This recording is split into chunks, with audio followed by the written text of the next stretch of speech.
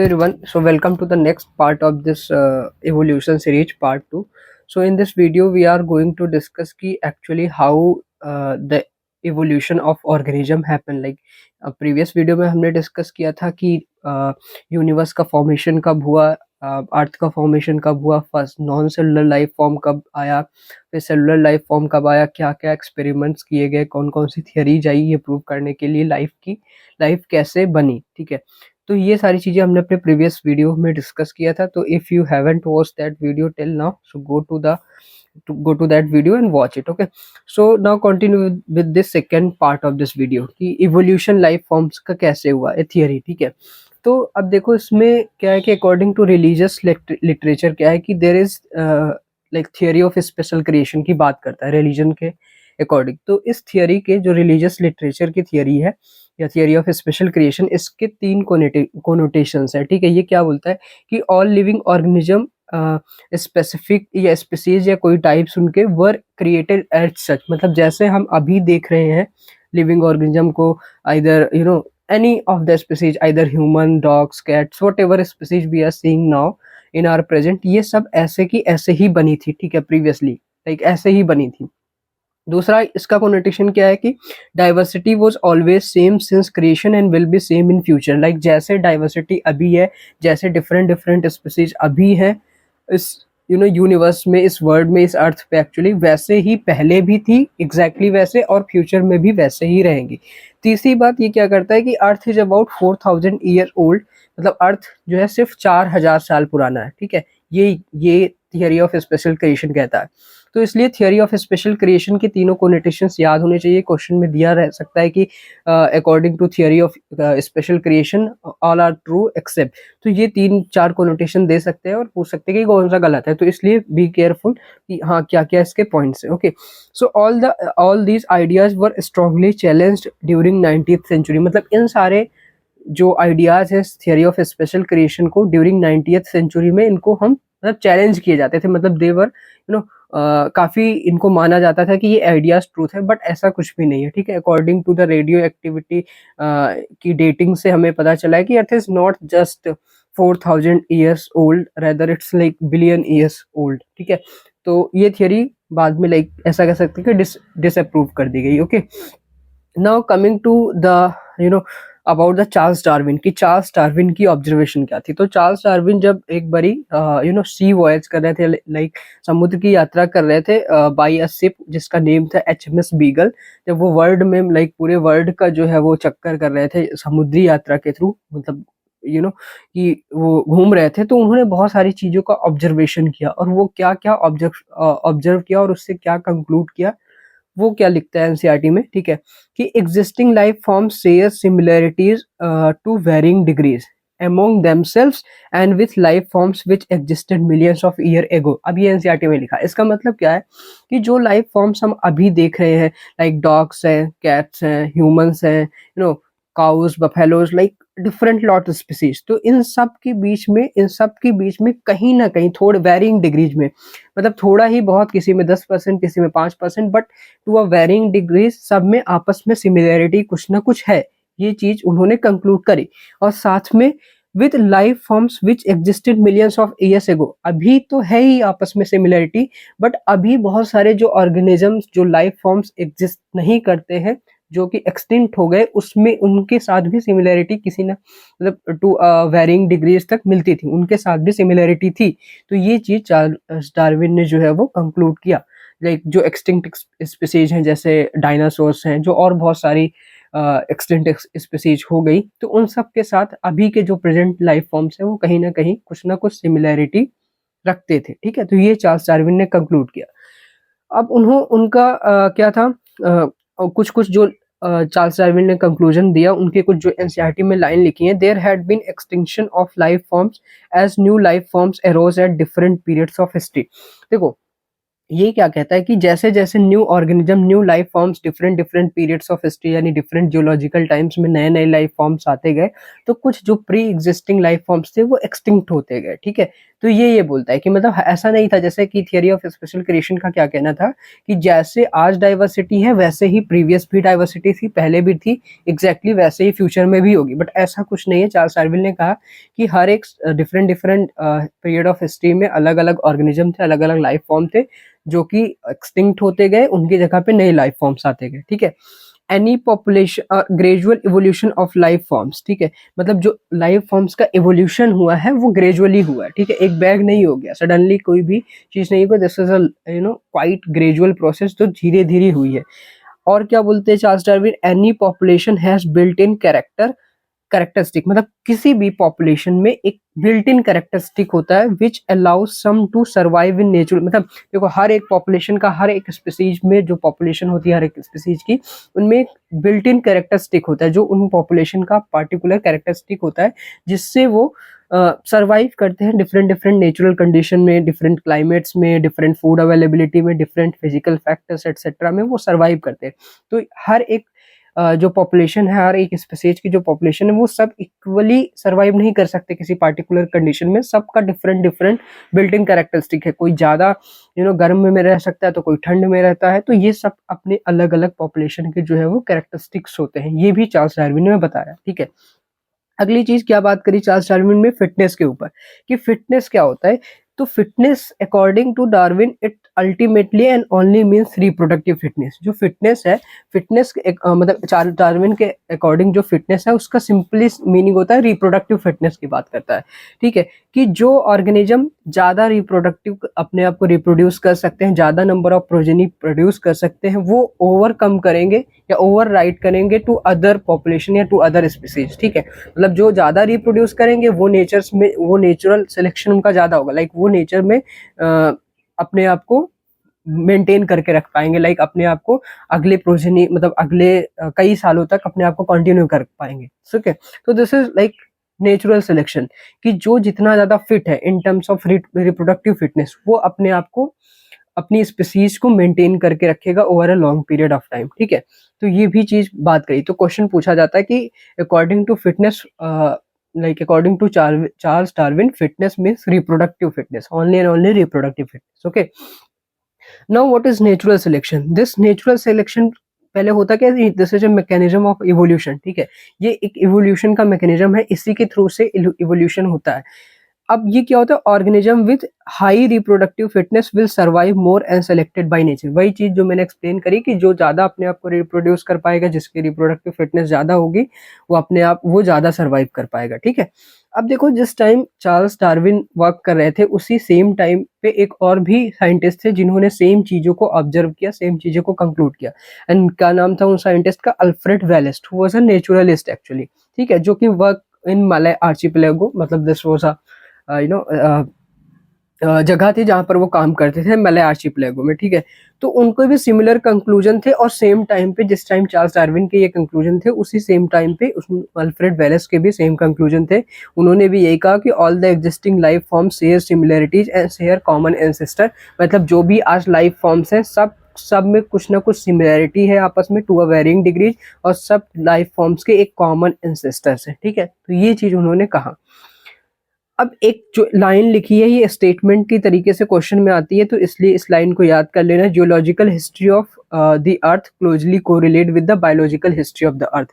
मतलब जैसे जैसे अर्थ पे टाइम बदला है, जियोलॉजिकल चेंजेज हुए हैं, जियोलॉजी चेंज हुई है, उसी के साथ लाइफ में भी चेंजेज आए। बायोलॉजिकल फॉर्म, बायोलॉजिकल हिस्ट्री मतलब उसी जियोलॉजिकल चेंजेस के साथ ही कई कुछ लाइफ फॉर्म्स नए बने हैं, कुछ लाइफ फॉर्म एक्सटिंक्ट किए हैं। तो ये दोनों कोरिलेट करता है आपस में। ठीक है, ये हो गया about the Charles Darwin and Alfred Wallace की, क्या उन्होंने नोटिस किया, क्या ऑब्जर्व किया, और क्या चीजें उन्होंने कंक्लूड करी और बताया कि कैसे इवोल्यूशन हुआ है। ठीक है, this was a glimpse of it. हाँ, अब अगली बात करते हैं। ठीक है, एवोल्यूशन हुआ, ये चीज बता दिया चार्ल्स डार्विन ने, अल्फ्रेड वेलेस ने, बट इसके क्या एविडेंसेज है, हम कैसे मान लें कि इवोल्यूशन हुआ है।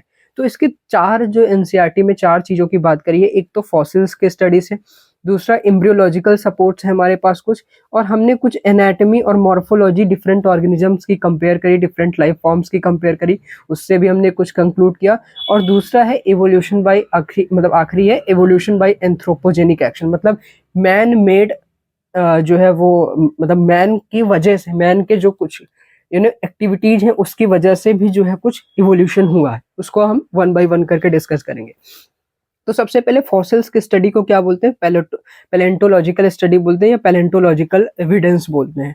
जो फॉसिल, अब फॉसिल्स क्या होते हैं, they are the remains of hard parts of life forms found in rocks, मतलब जो चट्टान होती हैं, रॉक्स होती हैं, उसमें हमें जो जो ऑर्गेनिज्म मर जाते हैं तो उनके जो dead remains hard fossils like bones रह जाती हैं, तो उन बोन्स वगैरह की हम स्टडी करते हैं, तो इसी को पैलेंटोलॉजिकल स्टडी बोलते हैं और उनको क्या बोलते हैं, फॉसिल्स बोलते हैं। तो ये क्या होता है कि जैसे डिफरेंट डिफरेंट जियोलॉजिकल पीरियड में, जब जियोलॉजिकल पीरियड किसी एक जियोलॉजिकल पीरियड में, डिफरेंट जियोलॉजिकल पीरियड में जो है रॉक्स डिफरेंट डिफरेंट तरीके से पाई जाती हैं, और वो जो है एक सेडिमेंट यानी एक लेयर में अरेंज होती हैं, और जब हम खोदते जाते हैं, जब पैलेंटोलॉजिकल स्टडी फॉसिल्स ढूंढते हैं, डिफरेंट डिफरेंट सेडिमेंट्स रॉक्स में जाते हैं, तो उसमें हर एक डिफरेंट डिफरेंट जियोलॉजिकल पीरियड्स के हमें फॉसिल्स मिलते हैं, ठीक है, हर एक। तो इससे ये पता चलता है कि किस जियोलॉजिकल पीरियड पे किस तरीके के लाइफ फॉर्म्स एग्जिस्ट करते थे, ठीक है। तो डिफरेंट जियोलॉजिकल टाइम में डिफरेंट सेडिमेंट्स ऑफ रॉक्स होंगे और उनमें डिफरेंट लाइफ फॉर्म्स के फॉसिल्स हमें पाए जाएंगे। तो इस स्टडी को जो होता है that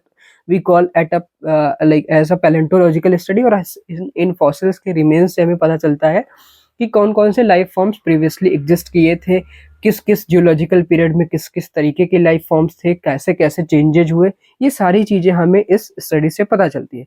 next we will talk about कि एम्ब्रियोलॉजिकल सपोर्ट्स क्या है हमारे पास, जो कि अर्नस्ट हैकेल ने ऑब्जर्व किया था, ठीक है।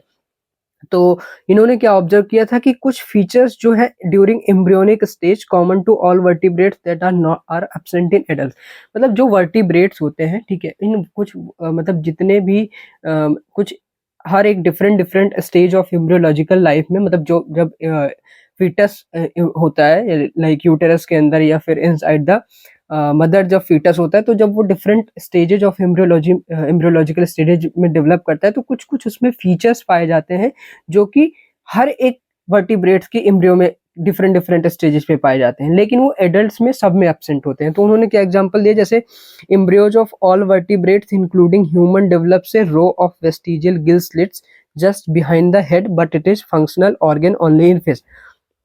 इसका मतलब क्या है कि जो गिल स्लिट्स होते हैं फिश में से पाए जाते हैं, एडल्ट फिश में, but during the embryo period, जब लाइक एम्ब्रियो फेज में होता है, तो सब सारे ही वर्टिब्रेट्स के एम्ब्रियोज में ये गिल स्लिट्स पाए जाते हैं, बाद में एडल्ट्स में सब में गायब हो जाते हैं, सिर्फ परसिस्ट फिश में करते हैं बस। ये इन्होंने एक ऑब्जर्वेशन निकाली, तो इससे इन्होंने क्या कंक्लूड किया कि हाँ, डेवलपमेंटली सब सब एक ही तरीके से डेवलप हुए हैं, क्योंकि अगर एडल्ट्स में है, एडल्ट्स में सब में एब्सेंट है एक्सेप्ट फॉर फिशेस में गिल स्लिट्स, बाकी सारे एम्ब्रियोज के लाइफ फॉर्म्स में पाए जा रहे हैं, स्टेजेस में पाए जा रहे हैं। इससे ये कंक्लूड होता है कि हाँ, इवोल्यूशन हुआ है, सब एक ही एंसेस्टर से डेवलप किए हैं, बट बाद में क्या हुआ है कि सबकी हैबिटेट चेंज हो गया है, food availability and everything change हो गया, तो इसलिए सबके अलग अलग डायरेक्शन में जो है वो डेवलप कर गए, ठीक है।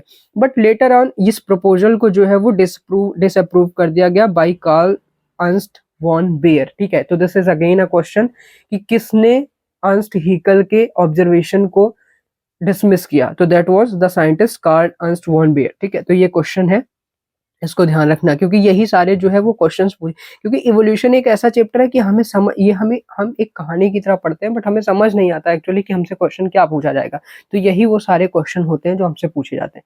नेक्स्ट इंपॉर्टेंट जो हमारे पास एविडेंस है, that is comparison of anatomy and morphology, this is very important, यहाँ से क्वेश्चन काफी पूछे जाते हैं। तो हमारे दो तरीके के है कंपैरिजन, एक डाइवर्जेंट इवोल्यूशन होता है, कन्वर्जेंट इवोल्यूशन होता है।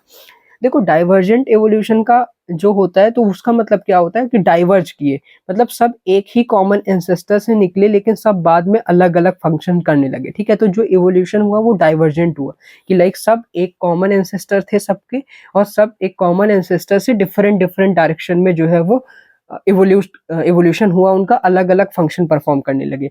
तो इसका कैसे एविडेंस हमें मिलता है डाइवर्जेंट एवोल्यूशन का, तो होमोलोगस आर्गन से मिलता है।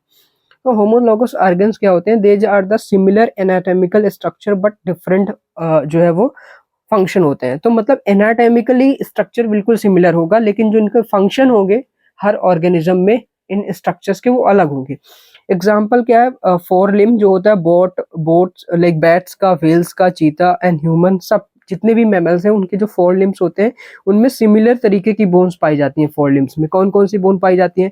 Humerus, radius, ulna, carpal, metacarpal and phalanges. हम में भी हैं, ठीक है, हमारी भी फोर लिम्ब में ये सारे फीचर्स है। ये बैट्स में भी हैं, ये जो है वो चीता में भी है, वेल्स में भी है। तो जैसे एनसीईआरटी में जो डायग्राम बना है, मैन में भी humerus, radius, ulna, metacarpals, carpals, phalanges ये सारे हैं। चीता में भी सेम है, वेल में भी सेम है, बैट में भी सेम है। तो अगर सबकी एनाटॉमिकल स्ट्रक्चर देखा जाए तो सब में सेम है, लेकिन हमें पता है कि सब में काम अलग है। मैन में ये फोर लिम्स जो होता है वो लाइक हाथ है हमारे, तो वो खाने के लिए बहुत डिफरेंट काम करने के लिए। चीता में वो दौड़ने के लिए, वेल्स में वो जो है वो स्विम करने के लिए, बैट्स में वो अलग फंक्शन परफॉर्म करते हैं। तो सब में जो है वो फंक्शंस अलग अलग हैं, ठीक है। तो इस ये क्या है, डाइवर्जेंट इवोल्यूशन है, ठीक है। डाइवर्जेंट इवोल्यूशन है कि सब जो सारे सबका काम है वो अलग अलग है, सबका काम अलग अलग है, लेकिन जो सबका एनाटॉमिकल स्ट्रक्चर्स है बोन्स का वो सिमिलर है। तो ये कब हुआ होगा? मतलब डाइवर्जेंट इवोल्यूशन ये शो करता है कि सबके हैबिटेट चेंज हो गए होंगे, ठीक है। उनके सामने जो जियोग्राफिकल चेंजेस थे वो डिफरेंट डिफरेंट हुए होंगे, इसलिए सब डिफरेंट डिफरेंट डायरेक्शन में इवॉल्व किए, ठीक है। तो होमोलॉगी से हमें क्या पता चलता है? इंडिकेट करता है ये कॉमन एंसेस्ट्री को, कि सारे ऑर्गेनिज्म के एक कॉमन एंसेस्टर थे। लाइक जो मैन है, जो चीता है, व्हेल है, ये सब एक कॉमन एंसेस्टर से ही डेवलप हुए होंगे, बट हैबिटेट चेंज की वजह से, क्लाइमेटिक चेंज की वजह से सब डिफरेंट डिफरेंट डायरेक्शन में इवॉल्व कर गए। सो this is what all about divergent evolution. Question इससे बहुत पूछा जाता है, मैच द फॉलोइंग आता है, या डायरेक्टली एग्जाम्पल पूछ लेंगे, ठीक है। तो एक तो बोट्स, ये हो गया, बैट्स, व्हेल, चीता, ह्यूमन, इन सब का जो है फोर लिम्ब। दूसरा क्या होता है, एग्जाम्पल प्लांट्स में भी देखने को मिलता है, सिर्फ एनिमल्स में ही नहीं। प्लांट्स में thorns of bougainvillea and tendrils of cucurbita जो एग्जाम्पल बना हुआ है, ठीक है, एनसीईआरटी में। जो थॉर्न्स होते हैं बोगनविलिया के, टेंडल्स होते हैं कुकुरबिटा के। तो क्वेश्चंस में तुमसे गलती करा सकता है, वो लिख सकता है टेंडल्स of bougainvillea and thorns of Cucurbita. तो जस्ट कीप इन माइंड कि थॉर्न्स बोगनविलिया के हैं, टेंडल्स कुकुरबिट्स के हैं। तो इनका भी स्ट्रक्चर डिफरेंट, मतलब जो ये यू नो एनाटॉमिकली ये दोनों सेम है, बट इनके फंक्शन डिफरेंट है। थॉर्न्स प्रोटेक्शन के लिए काम आता है, टेंडल्स जो है वो चढ़ने के लिए, लाइक जो सपोर्ट के लिए काम आता है, ठीक है। तो ये प्लांट, ये दो एग्जांपल एनसीईआरटी में यही दोनों पूछे जाते हैं, ठीक है। So this is about the homologous organ. Now coming to the analogous organ या कन्वर्जेंट इवोल्यूशन। एनालॉगस ऑर्गन कौन से होंगे? बिल्कुल होमोलॉगस के अपोजिट, मतलब यहाँ एनाटॉमिकल स्ट्रक्चर डिफरेंट होगा, लेकिन सबका फंक्शन सेम होगा, ठीक है। Example I of octopus and mammal. बहुत डिफरेंस है ऑक्टोपस की आई में और मैमल की आई में, लेकिन फंक्शन दोनों का सिमिलर है, देखना। Flippers of penguins and dolphin, दोनों का काम सेम है, स्विम करने में हेल्प करना, लेकिन दोनों का एनाटॉमिकल स्ट्रक्चर बिल्कुल डिफरेंट है, ठीक है। तो ये क्या होता है, और ये कब हुआ होगा? मतलब ये ऐसा कन्वर्जेंट इवोल्यूशन तब हुआ होगा जब इन सबको सिमिलर हैबिटेट मिला होगा। लेकिन लाइक पहले क्या थे होंगे कि ये सारे ऑर्गेनिज्म डिफरेंट डिफरेंट होंगे, ठीक है, ये सारे लाइफ फॉर्म्स डिफरेंट डिफरेंट होंगे, बट इनको एक कॉमन क्लाइमेटिक कंडीशन, एक कॉमन हैबिटेट मिला होगा, जो जिसकी सब पानी में रहने लगे होंगे, ठीक है, या सबको देखना पड़ा होगा। तो इस तरीके से इनके जो फंक्शंस थे वो सब सारे ऑर्गेनिज्म के सिमिलर हो गए, ठीक है। So this is about the analogous organ. Okay, तो एग्जांपल क्या है? एक तो ये हो गया eye of octopus and mammal, flippers of penguins and dolphins, और स्वीट पोटैटो और पोटैटो। स्वीट पोटैटो जो है वो रूट का मॉडिफिकेशन है, पोटैटो स्टेम का मॉडिफिकेशन है, ठीक है। दोनों डिफरेंट है, बट दोनों का काम सिमिलर है, फूड स्टोरेज, ठीक है ना। तो ये एग्जाम्पल हो गया इसका। और क्या है? और एग्जांपल्स हैं, similarities in the proteins and genes performing given function among different organism. Like देखो कोई भी ऑर्गेनिज्म हो, ठीक है, वर्ल्ड में कोई भी ऑर्गेनिज्म हो, उनके अगर जीन हम में और उनमें अगर जो जीन्स हैं जो सिमिलर तरीके का प्रोटीन बना रहे हैं, तो वो सब में सेम होगा। अगर कोई जीन हम में किसी चीज के लिए कोड कर रहा है, तो वो किसी भी ऑर्गेनिज्म में सेम जीन सेम प्रोटीन के लिए ही कोड कर रहा होगा। तो इस चीज से भी पता चलता है कि डेवलपमेंटली हम सब का एक कॉमन ही एंसेस्टर है, जो कि सब डिफरेंट डिफरेंट डाइवर्स डायरेक्शंस में इवॉल्व कर गए हैं, ठीक है। तो ये भी कॉमन एंसेस्ट्री को शो करता है। तो क्वेश्चन में क्या होगा कि ये दे देंगे statement, similarities in protein and gene performing given function among diverse organism represents common ancestry, ये वो, तो ऐसे करके वो तुमसे क्वेश्चंस पूछेंगे। तो be ready for those types of question, ठीक है। अब देखो फिर एनसीईआरटी क्या लिखता है कि देखो भाई मैन मतलब आदमी ने 100-200 सालों के अंदर डिफरेंट डिफरेंट स्पीसीज ब्रीड कर ली सेलेक्टेड प्लांट्स या एनिमल्स के, तो ऐसा नेचर क्यों नहीं कर सकता है? नेचुरल सिलेक्शन या नेचुरल एवोल्यूशन क्यों नहीं हो सकता? एग्जांपल जैसे अभी हम देखते हैं तो कैट की मतलब डॉग्स की देख लें तो इतनी सारी वेराइटीज हैं, जर्मन शेफर्ड है, लैब्राडोर है, एंड पता नहीं कौन कौन सी वेराइटीज हैं, ठीक है, स्पीसीज ब्रीड है हमारे पास। तो इसी तरीके से बफेलो को ब्रीड, काऊ की ब्रीड है ना, तो ये जो ब्रीड्स हैं ये ह्यूमन ने ही तो डेवलप करी है। तो अगर ह्यूमन ऐसा कर सकता है इन 200 300 400 ईयर्स, तो why not nature in millions of years, ठीक है। तो ये चीज बोली जाती है।